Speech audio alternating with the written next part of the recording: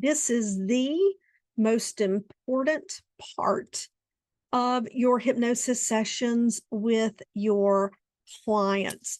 My name's Penny. If you're new to the channel, please hit subscribe, like this video, and leave a comment below.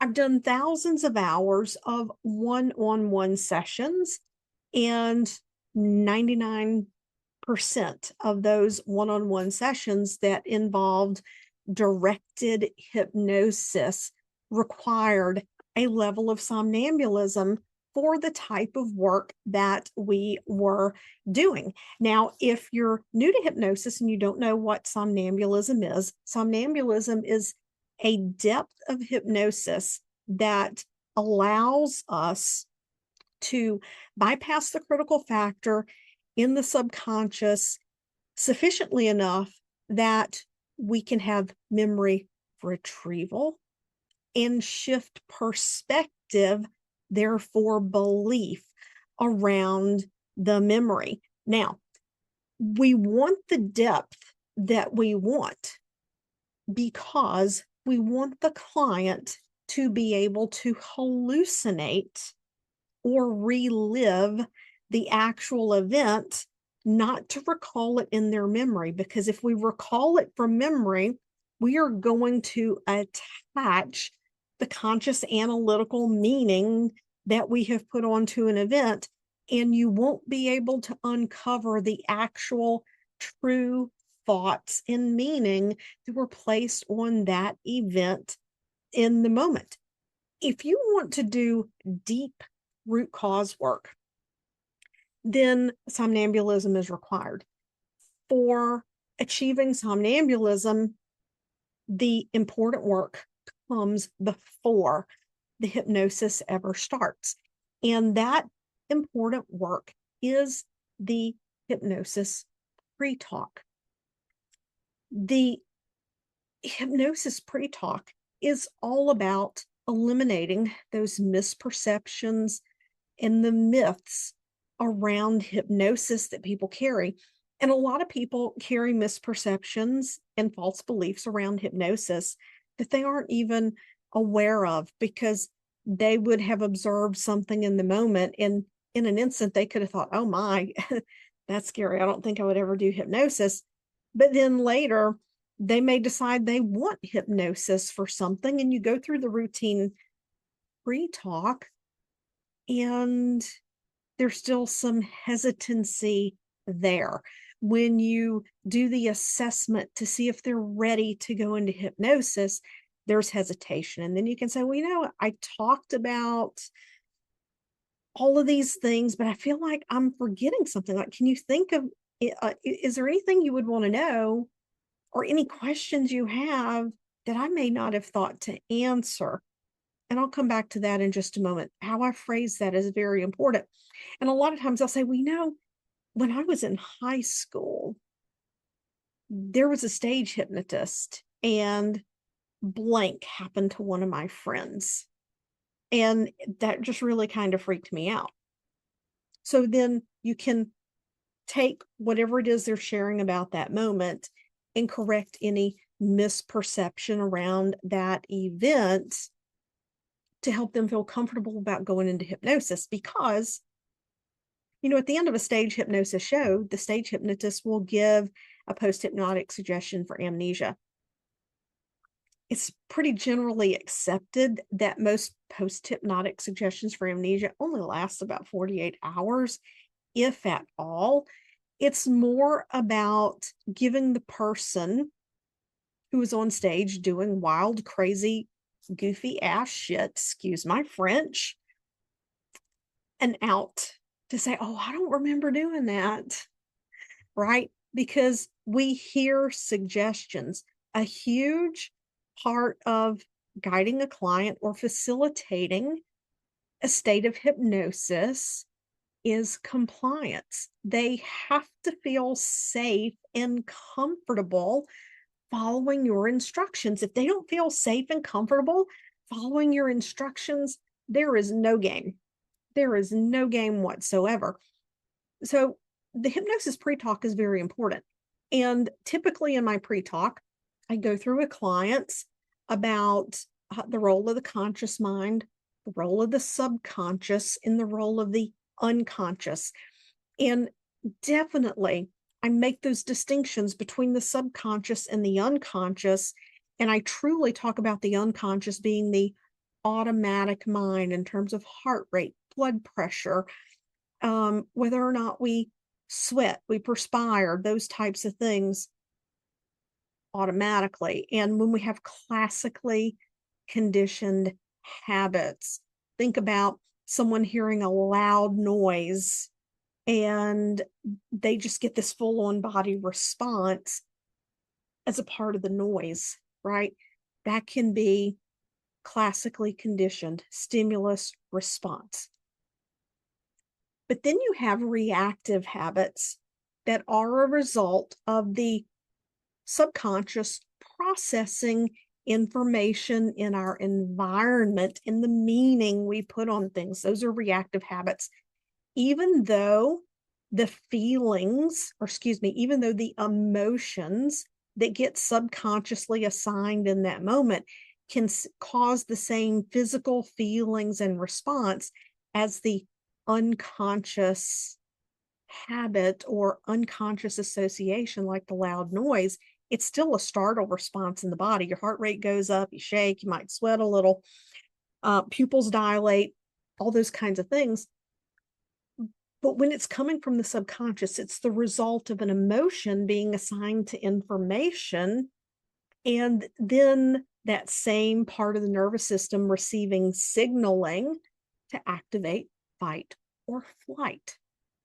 Okay.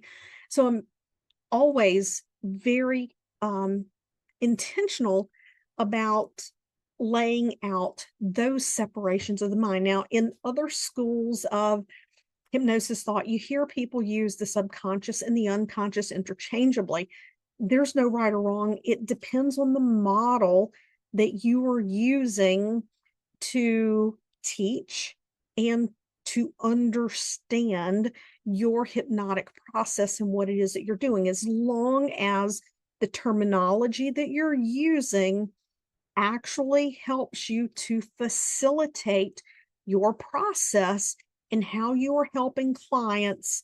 To me, it just really doesn't, it doesn't matter. I make the distinction because when I talk to my clients and I want to choose the best method to help them with what they want to achieve, I need to know, is this habit, is it coming from the subconscious or is it coming from the unconscious? Because one is easily changed with root cause work. The other one, even if there's root cause issues associated to it, like if it's in the unconscious mind and there's a classically conditioned component, suggestion is very important, and repetition and building of new habits. Whereas if it's in the subconscious, we have to break these beliefs. So that also helps me to understand what approach to use with the client out of the gate. And it helps me to explain to the client that with the subconscious mind, if we're dealing with emotion-based issues, that the subconscious mind, the role of memories, of past events, of imprints, of dots that the mind has connected are perpetuating this issue. And we really don't know what they are until we get into the subconscious, because consciously, if they could have analyzed it and figured it out, they would have already. Now, there are some key words that you really want to avoid in your pre-talk. Research shows that using the word hypnosis, this is not one to avoid, using the word hypnosis yields far better results than if you use the term guided visualization. So let's say you're doing a direct suggestion session, metaphor, story, whatever it may be. If you call that guided visualization as opposed to calling that hypnosis, you're going to get weaker results. Hypnosis, people associate change with the word hypnosis. You want to avoid the word trance. Now, why do you want to avoid the word trance? Well, think of the movies in TV. You do not want to use the word trance with your clients because it has subconscious meaning and can generate subconscious fear and imaginings and scenarios of someone being under the influence of the hypnotist. You don't want that. You want them to know that in a professional setting, the client can open their eyes. They can say, I don't want to do this anymore. They can talk to you. They can say, I want to go to the bathroom, whatever the case may be. They need to know they're going to hear every word you're saying. They're going to be following directions. If they don't want to follow directions, they're not going to go into hypnosis. It's just, if they decide they don't want to go in, they're not going in. They have control. So that's a big piece. We don't want to use the word sleep, okay? Too many people have the misperception that hypnosis is sleep. So do not use the word sleep unless your induction intentionally includes the word sleep. And then you want to tell them that sometimes in the hypnosis, I might use the word sleep, but I don't want you to go to sleep. What I want you to do is just allow yourself to sink even more deeply relaxed and focused on my words as if you were asleep. Another word that you don't want to use, or a series of words, is you're not out or under. You're not out or under. You're hearing everything. You're aware of everything. You don't want to say that you're putting them into hypnosis. You're guiding them into hypnosis. You are facilitating them into hypnosis, really to reinforce that level of self-control that they have, which increases their desire to follow instructions, which we, the hypnotist, call compliance, but their desire to follow instructions. Don't use the word suggestibility. So for a hypnotist, in terms of training, I talk about hypnosis being a state of heightened suggestibility. We all have normal levels of suggestibility, but suggestibility often gets grouped in with gullibility, and nobody wants to be gullible. So when we're talking to clients, we talk about the state of hypnosis being a bypass of the critical factor so that the subconscious mind can be more open to receiving suggestions for what the person wants. Let's see. There are more. We're not doing treatments. Don't use the word treatment. It's not a hypnosis treatment. Do not call what you're doing clinical hypnotherapy if you are not a therapist, a counselor, or a physician using hypnosis in your practice as a therapist or a physician. When I first opened my hypnosis practice in Connecticut, I called myself the Genesis Center for Clinical Hypnosis. Later, I was having a conversation with professionals who've been in the space for a very long time. And I was a CRNA at the time, so it made sense to me. I was wanting to market myself to physicians to get referrals of their patients who wanted to stop smoking, be more compliant, ending sugar cravings, so that, they would have their diabetes under control or to lose weight, whatever the case may be. But there are a lot of people who call themselves clinical hypnotists and clinical hypnotherapists who actually don't have a healthcare license of any kind. And it can give the misrepresentation that you have that accredited medical or healthcare background. So I know it's not anyone's intention to mislead, but there are even some people who aren't licensed healthcare providers or clinicians who will wear white jackets.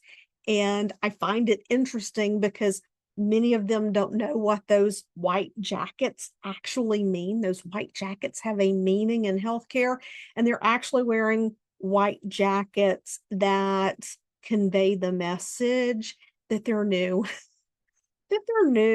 and they don't have experience or, have not completed their training. So I find that very interesting. That's just a little aside there. But you want to present yourself as what you are. That will build trust with your community and the people that that come to work with you, right? This is very important. Transparency and trust. So those are kind of some things that you don't want to say. And that hypnosis pre-talk is absolutely the most important part of any session.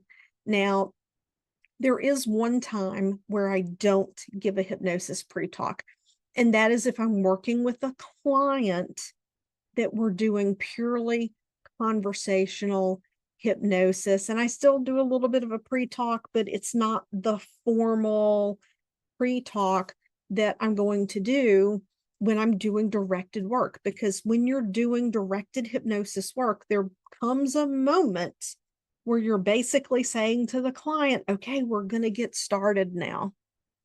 And so you want them to be in a place where they're totally comfortable and ready to follow instructions when that moment comes, instead of the walls going up. So I hope you enjoyed this video. Drop your comments below.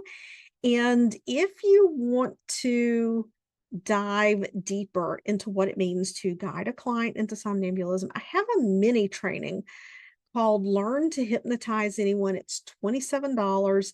It is a masterclass. There are demo videos. There is a video of me teaching an induction that is designed to guide someone into somnambulism. And I even tossed in a few hypnosis scripts for fun for you to use with that. So the link will be at the top of the video, and go check it out.